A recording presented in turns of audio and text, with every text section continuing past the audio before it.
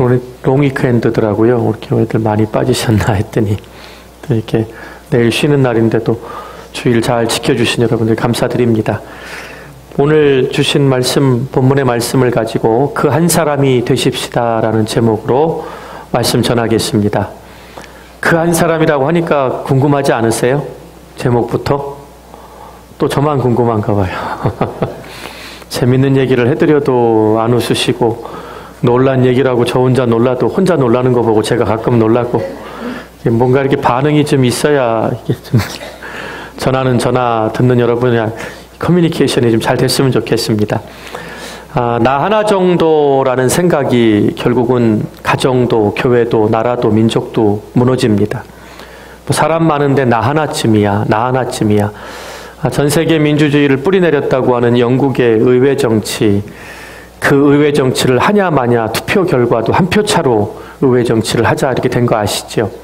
단두대를 개발해서 나라의 반역자들을 목을 잘라 죽이는 처형 제도를 만들었던 루이 왕도 잘못했을 때 죽이느냐 살리느냐 그 한 사람 표 차이대로 자기가 만든 단두대에 목이 잘라 죽었다는 얘기를 들은 적이 있습니다.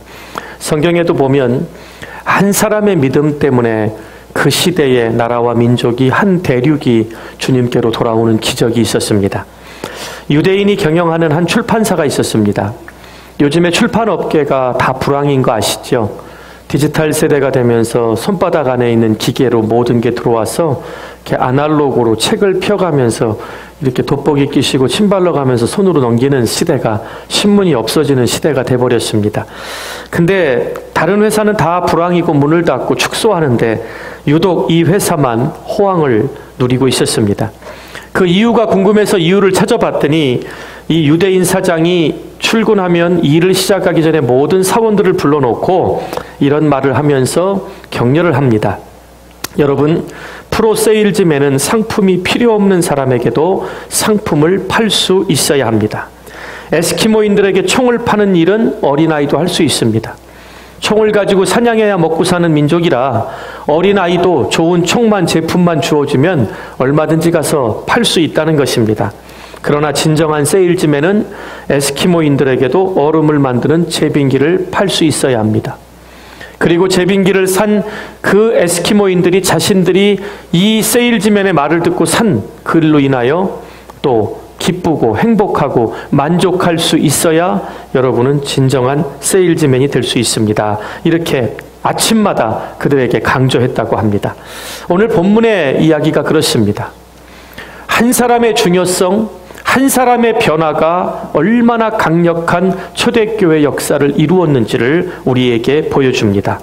오늘 본문은 바울이 16장을 원래 1절부터 보시면 드디어 디모데라는 사람의 이름이 등장을 합니다. 사도행전은 다른 말로 성령행전이라고도 말합니다. 왜요? 많은 성경에 성령의 역사가 있지만 사도행전처럼 불과 같은 성령의 역사로 초대교회 부흥의 역사를 기록한 책은 사도행전이 유일무이합니다. 전반부는 사도 베드로에 대한 이야기가 대부분이고 후반부에 갈수록 사도 바울의 이야기입니다. 근데 오늘 본문을 읽기 전에 16장 바로 위에 15장 마지막 36절에 보면 좀 읽기 민망한 구절이 나옵니다. 바울과 바나바가 심히 서로 싸우고 돌아섰습니다. 바울과 바나바가 어떤 사람일까요? 바울의 원래 이름이 뭐였죠? 사울이었습니다. 높은 자, 큰 자, 많이 배운 자 이런 뜻이죠. 사울은 율법 학자였고 지금으로 말하면 하버드 예일의 법대를 나온 가말리알 최고의 율법 학사 밑에 있었고 나면서부터 로마의 시민권자를 가지고 있었고 그의 조카가 사도 바울의 암살 이야기를 대제사장의 뒷뜰에서 들을 때 아무 제지 없이 대제사장의 집을 왔다 갔다 할 정도로 보니까 이 집안은 바리새인 중에 바리새인이요 아주 이스라엘에서는 손꼽히는 엘리트 집안이었습니다. 자신이 하나님의 율법에 얼마나 통달했으면 저 전능하신 하나님 우리에게 율법을 주셔서 우리를 선택하신 하나님의 아들이라고 말하는 예수와 그를 따르는 사람들을 두고 볼 수가 없어서 하나님을 가장 잘 섬기는 일이 하나님의 아들이라는 예수를 믿고 따르는 자들을 죽이고 때리고 핍박하고 잡아다가 옥에 가두는 일을 가장 열심으로 했던 사람입니다. 그랬던 사도 바울이 어디서 꼬꾸라졌죠? 다메섹 도상에서 부활하신 주님을 만나게 됩니다. 꼬꾸라졌습니다. 정오의 햇빛이 가장 셀 때 그보다 더 강한 부활의 주님의 영광의 빛이 그를 둘러 쪼이자 눈이 멀어버렸습니다. 사울아 사울아 어찌하여 내가 나를 핍박하느냐. 주여 니시오니까 나는 내가 핍박하는 예수라. 나는 내가 핍박하는 예수라는 그 음성에 꼬꾸라져서 그의 인생은 완전히 거기서 새로운 전환점을 맞습니다. 그런데도 어떤 소문이 있었을까요? 초대교회에는 지금 사울한테 걸리면 죽는다. 예수 믿는 건 좋은데 사울이라는 이 청년의 눈밖에 나면 우린 잡히면 죽는다. 그럴 때 회심을 하고 자기가 핍박했던 예수를 믿는 사람들이 진정한 믿음이고 영생을 소유한 걸 깨닫고 그 주님을 위해 살기로 했는데 변했다고 회심했다고 교회를 찾아가면 성도들이 예배를 드리다 말고 오금이 저려서 붙잡혀 매맞고 죽을까 봐 떨고 있을 때 이 사울을 보증해 준 사람이 바나바입니다. 바나바의 원래 이름은 위로의 사람 요셉입니다. 별명이 바나바예요. 위로의 사람. 얼마나 교회에 하나님이 주신 은사로 권면과 위로의 은사가 컸냐면 둘이 머리털 짚고 싸우다가 바나바가 나타나서 이 사람 저 사람 얘기하면 또 회개하고 친해지고 안 싸우고 그냥 우울증에 죽으려고 모든 걸 다 포기하려고 가라앉아 있는데 바나바가 만나서 하나님의 이름으로 격려하고 회복시켜주고 칭찬하고 위로하면 그 사람들의 영혼이 솟게 되는 그런 초대교회의 가장 존경을 받던 인물인데 이 바나바 이야기를 안디옥 교회에는 선지자와 교사들이 있었으니 곧 바나바와 누구와 헤롯의 젖동생 마나의 이야기가 나옵니다. 그러니까 결국은 이 사울이 바울 되게 한 건 예수님의 부활의 능력이었지만 초대교회 성도들에게 바울 사도가 되게 한 건 바나바였습니다. 근데 그 바나바와 여기 보니까 심히 싸웠더라. 헬라어에는 강조할 때 어미 어간의 강조점이 달라지는 거 아시죠? 멱살을 잡고 싸웠던 것 같아요. 그 성령 충만했던 사도와 선지자 교사가 왜 싸웠을까요? 마가 요한 때문에. 마가 요한이 어떤 사람이냐? 젊은 사람이었습니다. 사도 바울 선생님의 소문을 듣고 찾아왔더니 복음을 전하는데 가는 데마다 귀신을 쫓아내고 죽은 자가 일어나고 병든 자가 일어나고 사도 바울이 바쁘게 설교할 때는 손수건만 갖다 병자한테 갖다 얹어도 일어나니 이 선생님 따라다니면서 복음을 전하면 고침받은 사람들이 고맙다고 음식도 갖다 주고 옷도 갖다 주고 대접받을 줄 알고 자기도 복음에 대한 마음이 있어서 따라갔는데 웬걸 따라 나서 보니 툭 하면 쫓겨나고 동네를 소동케 했다고 끌려가 재판받고 두들겨 맞고 돌에 맞아서 다 죽었는 줄 알고 쓰레기장에 갖다 버렸더니 거기서 살아나서 또 돌아다니고 굶기를 밥 먹듯 하고 동족의 위협과 유대인 이방인의 위협과 물에 빠져서 이 고생을 하는 모습을 보고 밤빌리아라는 곳에 와서 나는 사명을 감당할 수가 없습니다 하고 떠나갔지요. 또다시 선교팀을 조직해서 복음을 전하러 가려고 할 때 바나바는 젊은 사람이 얼마나 괴롭고 힘들었으면 그랬겠느냐.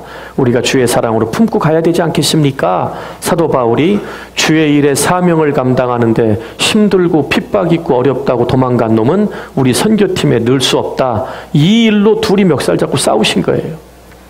멱살 잡은 얘기는 제가 한 거예요. 성경엔 심히 싸웠다라고 되어 있습니다. 그 뒤로 다시 만난 기록이 없다고 보니까 두 사람의 의견이 얼마나 완강했는 줄 알죠. 사도 바울은 기질상 담즙질. 한 번 주님 앞에 사명이라고 약속을 하고 본인이 마음을 청하면 타협이 없던 사람이에요. 복음을 전하는 일에는 생명을 걸었지만 중간에 낙오하거나 누가 핍박을 회유를 하든지 간에 자기가 주의 복음을 위해 결정하고 하나님 앞에 서원한 거는 단 한 번도 타협을 해본 적이 없는 사람이에요. 이 사건이 있은 뒤에 사도 바울은 디모데를 데리고 떠나가고 신라는 그와 함께 있었죠. 바나바는 다른 사람들을 묶어서 둘이 흩어져서 복음을 전합니다. 근데 사도 바울이 에베소를 중심으로 지금의 터키 지역이죠. 터키 지역에서는 아시아가 유럽보다 거의 같은 공간입니다. 나는 이 아시아 땅에 가서 나를 꼬꾸라뜨리게 만들고 생명을 주신, 구약에 그토록 율법을 붙들고 산 나에게 그 율법의 주인공 완성을 하신 예수님의 복음을 전해야 되겠다고 아시아를 향한 간절한 마음이 있었는데 성령님이 무려 5번을 가로막는 사건이 오늘 본문의 백그라운드입니다. 아주 구체적인 도시까지 거론했습니다. 그래서 바울은 고민이 된 거예요. 내가 내 부귀 영화를 위해 아시아로 가겠다는 것도 아니고 주의 복음을 들고 가겠다고 하는데 하나님이 막으시는 거예요. 그런데 드로아라는 곳에 와서 보니 마게도냐 사람이 한 사람이 환상이죠. 근데 여기서 마게도냐 사람이라 그러면 저와 우리들이 세상에 나가면 주로 기모노를 입고 다니면 말하지 않아도 일본 사람인 걸 알고, 한복을 입고 다니면 한국 사람인 걸 알고, 그 비단으로 만든 중국 사람들 그 옷 뭐라 그러죠? 그 옷을 보면 우리가 중국 사람인 걸 짐작할 수 있잖아요. 그 문화와 옷차림과 말투로 우리가 짐작하는데 성경에 보니까 마게도냐 사람 한 사람이 손짓하여 바다를 건너와서 제발 좀 우리를 도와달라는 환상을 생생하게 보게 됩니다. 사도 바울의 원래 전도의 목적지는 아시아였습니다. 그런데 5번 가로막히고 나서 이 환상에 나타난 이 한 사람의 간절함을 보고 사도 바울이 오늘 10절에 보니까 하나님이 마게도냐 땅에 나를 보내 복음을 전하게 하시려는 걸로 영적으로 바로 분별하고 그렇게 강단이 셌던 사람이 마음을 바꾸게 됩니다. 그래서 오늘 한 사람의 중요성, 마게도냐 환상으로 나타난 사람, 사도 바울과 루디아 이 세 사람을 가지고 오늘 본문을 풀려고 합니다. 첫째로 마게도냐 한 사람 때문에 사도 바울이 바뀌는 기적의 환상이 있었습니다. 마게도냐 사람 같은 사람이 누구냐면요, 내 가정의 간절한 기도의 소원과 자녀들의 기도의 소원, 나 혼자 기도해선 감당이 안 되니 목사님, 장로님, 권사님 힘드시겠지만 우리 가정, 우리 자녀들을 위하여 전심으로 기도해 주세요. 강청하는 것입니다. 하나님, 순종하고 따라가도 저는 연약해서 이 교회 사명을 감당할 수 없으니 함께 섬길 동역자들을 보내주시고 찾아가서 나와 함께 주의 일 감당하자고 강권적으로 애원하고 간청하는, 그렇게 사람의 마음을 움직여야 되는 의지가 있는 믿음의 사람들이 있어야 한다는 것입니다. 드로아에서 바울이 기도하는데 환상 중에 마게도냐 사람이 나타났습니다. 뭘 기도했을까요? 하나님, 제가 복음 전하러 가야 되는데 왜 성령님께서 저를 아시아로 가는 길을 이렇게 막으십니까? 계속 하나님의 뜻을 구하는데 어떤 일이 있었죠? 아주 생생한 환상이 들리고 그 환상에 한 사람이 나타나 사도 바울을 부르는 것이었습니다.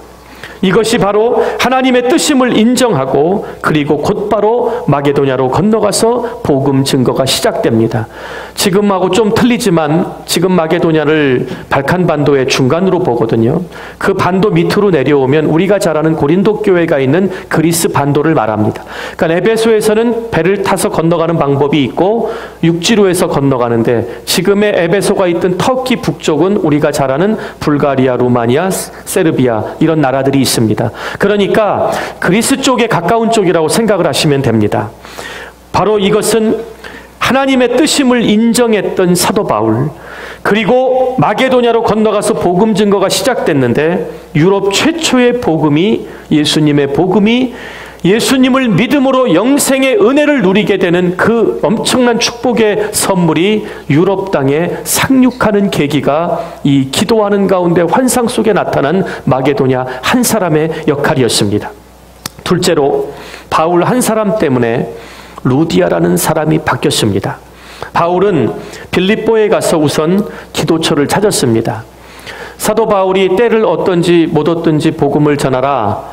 그래서 사도 바울은 무조건 복음을 전하는 줄 아는데요, 현장에 도착하면 사도 바울은 루틴이 있었습니다. 기도처를 먼저 찾아서 하나님 앞에 능력을 구하고 함께 하나님이 예비하신 은혜를 반드시 구하고 움직였습니다.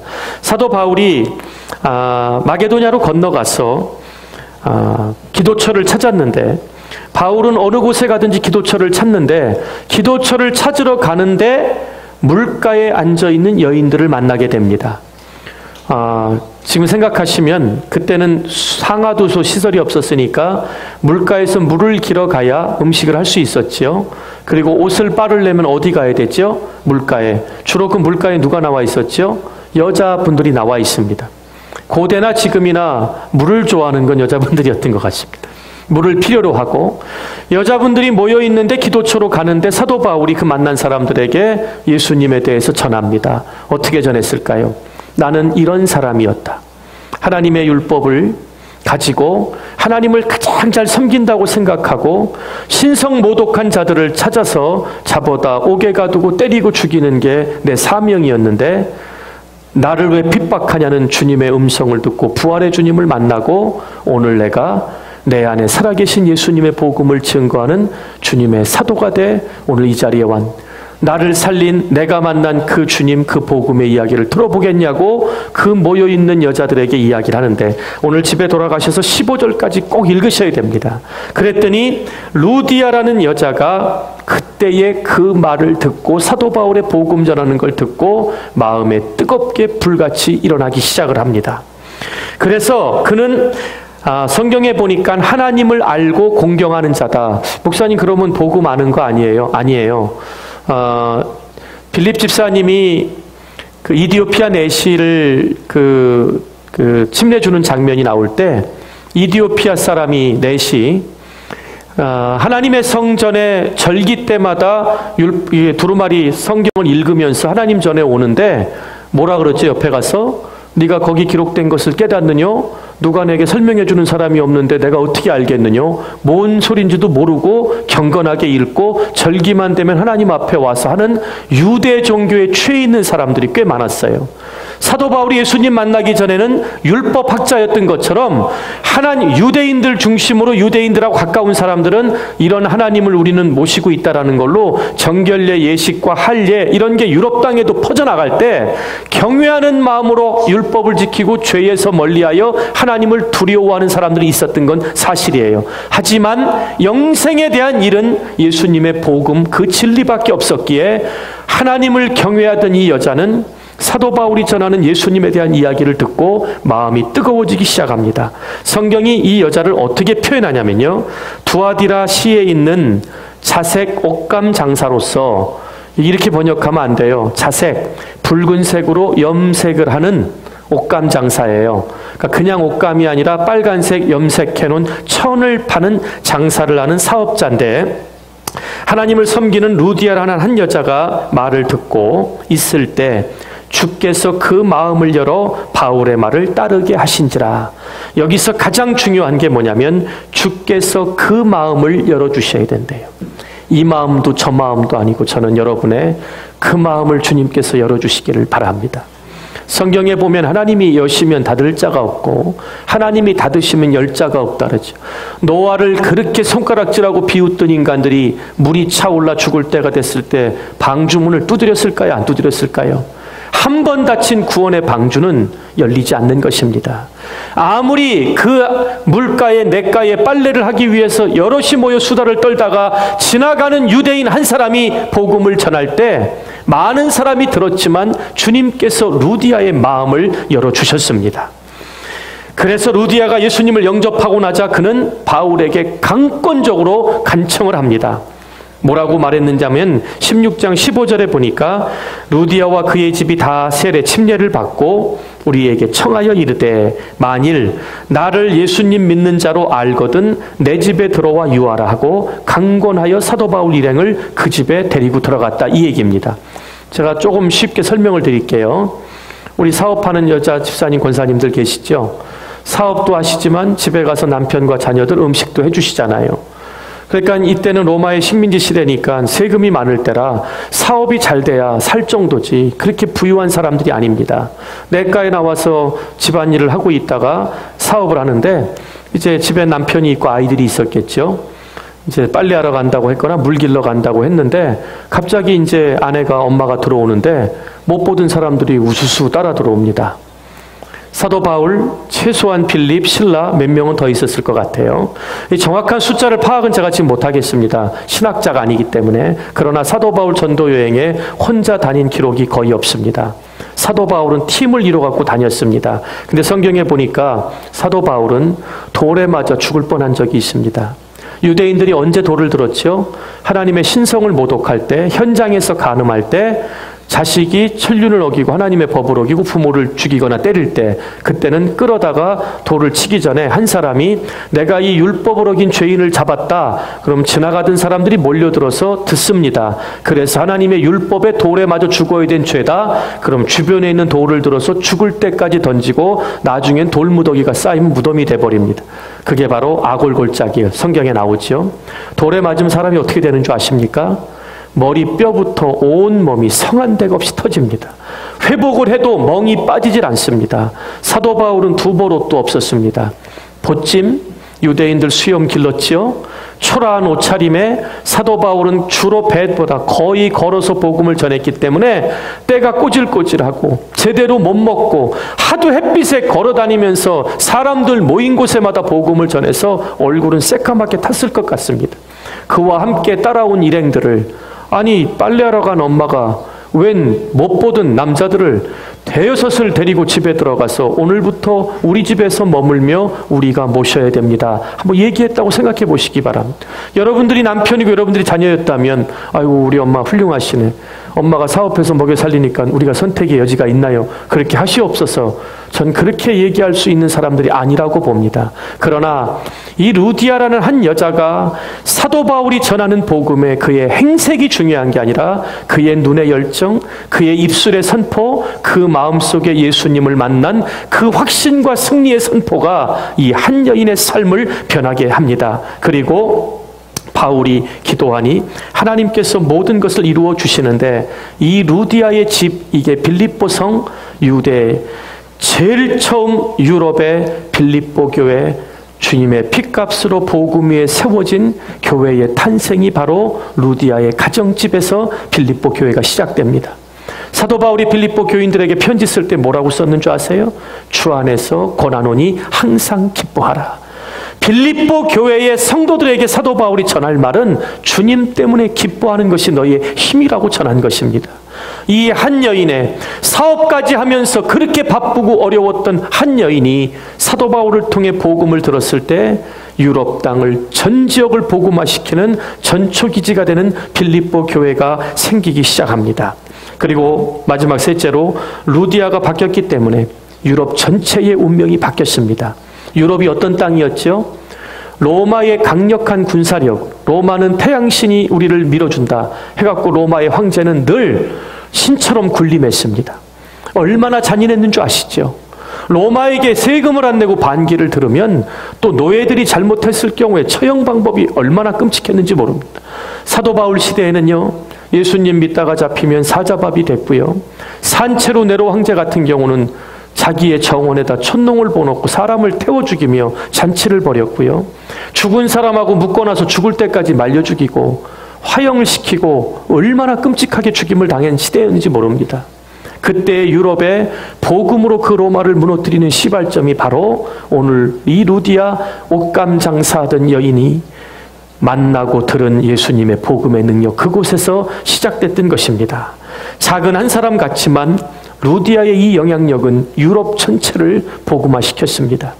유럽은 문화가 헬라 문화라 철학적으로 사색하고 논리적으로 인정이 되지 않으면 이해하지 않고 무시하던 세상에 하나님이 사람으로 이 땅에 오셔서 너와 나를 위해 죽으셨으니 그분만이 우리를 천국으로 데려갈 유일한 진리의 문이고 길이다. 이게 철학적으로 이해가 되는 땅입니까? 그런데 그곳을 복음의 능력으로 변화시키기 시작한 것입니다. 오늘 제가 이 세 가지 사람을 빗대서 우리 교회 여러분이 영적으로 배워야 할 교훈 세 가지를 말씀드립니다. 마게도냐 환상에 나온 사람처럼 주의 일을 간청해서 시작하는 사람이 되어야 합니다. 결국은 이 환상에 이 사람이 없었으면 사도 바울이 마게도냐에 건너가지 않고 그의 기질처럼 아무리 막아도 다른 길을 뚫어서라도 아시아로 왔을 것입니다. 그러나 다섯 번째 막히고 드로아에서 기도하는 가운데 하나님의 뜻임을 구별하고 이 한 사람의 손짓이 사도 바울을 마게도냐로 건너가게 합니다. 아무나 일을 시작하는 것이 아닙니다. 뜨겁게 여러분의 믿음의 가정을 사랑하고 지키려고 하는 사람, 뜨겁게 교회 공동체를 감사하고 사랑하고 지키려고 하는 열정이 있는 사람이 이런 주의 동역자를 보내달라고 나가서 전도하고 강권적으로 함께 섬길 사람들을 주의 제단으로 이끌게 되는 것입니다. 여러분은 이 환상에서 간절하게 사도 바울을 불렀던 마게도냐의 그 한 사람이 되시기를 주의 이름으로 축원드립니다. 둘째로, 바울같이 순종하고 일하는 일꾼이 돼야 합니다. 일을 시작하는 사람이 있지만 교회나 집안의 애들도 보면 일을 시작하고 벌려놓는데 꼭 엄마 손이 가야 치워지는 애가 있고, 시작을 하면 끝을 날 때까지 끈기 있게 하는 사람이 있지요. 교회는 시작하는 사람도 있어야 되고 그 일을 끝까지 믿음으로 완수하는 사람도 있어야 됩니다. 바울은 주님 나라에 충성된 일꾼이었습니다. 평생 주님께서 맡겨주신 일을 하다가 네로 황제 때 붙잡히셔서 목이 잘려서 순교를 당하십니다. 그 마지막 순간까지도, 단 감옥에 있는 그 순간까지도 교대하러 오는 보초들에게까지도 복음을 전했지요. 그 당시 황제의 감옥을 누가 지켰다고요? 하도 반란이 많이 일어나고 원로원과 황제가 힘겨루기를 원로원이 커지면 황제를 암살하니까 황제의 감옥은 황실 측근들이 지켰지요. 하루에 3교대를 했습니다. 그럼 몇 시간 지켰을까요? 8시간 정도 지켰겠죠. 맞나요? 그러니까 사도 바울인 미친 사람이에요. 예수님 복음에. 근데 자기 감옥 앞에, 문 앞에 8시간을 칼 들고 서 있으니 그 얼마나 좋은 밥이었을까요? 복음을 전하는데. 나중에 사도 바울의 편지를 보면 황실에 있는 누구누구에게 문안하라. 저는 그때 이미 로마의 황실은 사도 바울은 목 잘려 순교하기 전까지 마지막 순간까지도 그에게 붙여준 모든 영혼들에게 자신을 살린 예수님을 전한 사람입니다. 그렇기 때문에 사도 바울이 편지를 쓸 때 황실에 있는 누구에게 문안하라, 어떤 집사에게 문안하라, 누구는 나를 위해 목을 아끼지 않았다, 그 일들을 기억하며 이방인에 있는 모든 교회들이 당신들의 기도의 수고를 잊지 않겠다. 그의 편지 마지막에는 사도 바울의 감사와 그의 동역했던 자들의 믿음을 칭찬하는 일을 잊지 않았던 사도입니다. 오늘 사도 바울처럼 믿음이 일을 시작하는 데는 용기가 필요하지만 주의 사명을 감당하는 데는 믿음과 인내와 끈기가 필요하니 여러분 모두 소망 가운데 쓰러지지 않고 주의 길을 완수하시기를 간절히 축원드립니다. 마지막으로 루디아 같은 숨은 헌신과 봉사자가 필요합니다. 루디아는 정말 제가 보기엔 빨래하러 가셨던 것 같아요. 빨래하러 갔다가 영생의 선물로 횡재를 얻었지만 가족들에게는 함께 먹고 살아야 되는 사람들이 몇 명이 늘었을까요? 여기 성경에 나온 16장 보면 디모데를 데리고 가다 이런 얘기 보니까 미니멈 2명에서 신라까지 3명, 같이 따라온 사람까지 6, 10명 이렇게 볼 수 있는데요. 한번 생각해 보세요. 루디아가 믿음으로 그 가족들이 다 침례를 받고 예수님 영접해서 사도 바울을 모시고 매일매일 예배를 드리고 말씀을 들었는데 주일날이 다가왔을 때 어땠을까요? 자기 사업장에 있는 사람, 거래하는 사람, 친척, 친구, 내가 지금 집에 누구를 모시고 있는 줄 아느냐? 이 기회를 놓치지 말고 와봐라. 그래서 주일마다 몰려오는 사람들을 루디아가 사도 바울 일행만 먹이고 가라고 했을까요? 나는 초대교회의 정말 진정한 사랑의 교제는 루디아의 희생에서, 오늘 예배 듣고 사도 바울 선생님의 복음에 대한 강론을 듣느냐고 얼마나 지치고 배고프냐, 끝나고 그 집에서 그들을 다 하먹이면서 그 복음의 물결이 빌립보 전체로 퍼져나가기 시작을 했습니다. 그래서 힘들고 외롭고 죽어가는 영혼들에게 사도 바울이 주 안에서 내가 다시 말하노니 기뻐하라. 그래서 빌립보의 주제가 조이, 기쁨입니다. 오늘 저와 여러분이 루디아와 같은 숨은 헌신과 봉사자가 될 때 주의 복음은 왕성하게 뻗어나가고 날마다 믿는 자가 더해지고 교회에는 하나님이 주시는 기쁨과 평안이 끊이지 않게 될 줄 믿게 되시기를 바랍니다. 바로 기도하는 일꾼. 성경에 보면 아론과 훌과 같이 아말렉과 전쟁할 때 여호수아가 끌고 나갔지요. 모세가 어디 갔지요? 높은 산에 올라가서 두 손을 들고 기도하는데 손이 힘들어 내려오면 아말렉에 맞아 죽고, 손이 올라가면 이스라엘이 이겨서 때리고, 그랬을 때 아론과 훌이 그걸 판단하고 와서 양손을 붙잡고 내려오지 않도록 해가 질 때까지 붙들고 있어서 승리를 했던 것처럼 기도하는 사역자들, 중직자들, 목자들이 주의 교회를 이끌어 나갈 때 여러분들은 아론과 훌과 같이 루디아와 같은 그런 기도의 조력자가 되주시기를 바랍니다. 오늘 제가 부부가 함께 오신 분들이 왜 복된지 제가 이 얘기를 해드리려고 합니다. 성경에 보면 브리스길라와 아굴라가 나오죠. 누가 남편일까요? 예? 장로님이 얘기하시면 거의 맞아요. 예. 예. 근데 이 고대 근동의 그쪽 지역에서는 레이디스 앤 젠틀맨, 이건 요즘 얘기, 영국, 미국 얘기고요. 그 당시에는 남자를 먼저 카운트를 했기. 아굴라와 브리스길라가 아니라 왜 브리스길라와 아굴라일까요? 아내가 더 영향력이 셌습니다. 이 두 사람은 특별한 재능이 있었지요. 이 사람들은 사업을 해서 로마의 시에서 엄청나게 부유했던 사람들입니다. 왠 줄 아십니까? 로마가 왜 망했지요? 너무 풍요롭고 강력해서 뺏어온 것 같고 먹고 마시고 자랑하다가 타락해서 망했어요. 어느 정도 타락했냐면 잔치를 많이 하는 게 귀족의 힘을 과시하는데 1시간 반, 2시간에 한번 잔치를 하려니까 음식을 못 먹어서 일부러 토해놓고 또 먹고 그 짓을 했어요. 그러니까 잔치하려면 뭐가 있어야 되죠? 집 밖에다 치는 천막. 천막을 만드는 데는 브리스길라와 아굴라를 따라갈 사람이 없었어요. 그런데 로마의 황제 하나가 유대인들 꼴보기 싫다고 추방령을 내려버렸죠. 그래서 삶의 터전 다 뺏기고 가위하고 실하고 꼬매는 거하고 보찜 가지고 떠나다 사도 바울 만나게 되지요. 예배해 주셨죠. 그리고부터 사도 바울을 따라다니는데 바울은 아시아 방면으로 나중에 전체적으로 지금으로 말하면 유럽 소아시아를 말하죠. 성경엔 3번의 전도 여행이라고 말하는데 엄밀히 따지면 4번입니다. 이 4번의 전도 여행에 바울이 얼마나 이 두 부부에게 하나님이 붙여주신 동역자임을 감사했냐면 로마서 16장 3절 4절에 제가 읽어드릴게요. 너희가 그리스도 예수 안에서 나의 동역자들인 브리스가와 아굴라에게 문하라라. 저희는 내 목숨을 위하여 자기의 목이라도 내어놓았나니 나뿐만 아니라 이방인의 모든 교회도 저희에게 감사하느니라. 이 말이 왜 감동이 되냐면 이 글이 로마서에 쓰여있기 때문에 감동이에요. 로마서를 언제 썼는 줄 아세요?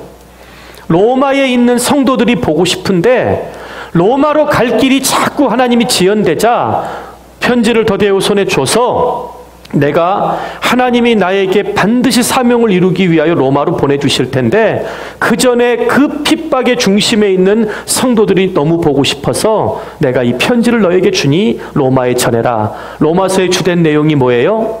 오직 의인은 믿음으로 말미암아 살리라. 너희가 어떤 핍박과 어떤 고통이 와도 믿음만을 지키고 있으면 하나님이 붙들어 주신다. 이걸 보고 싶은 로마의 형제자매들에게 미리 쓴 편지인데 그 편지 16장에 이 글을 쓴 거예요.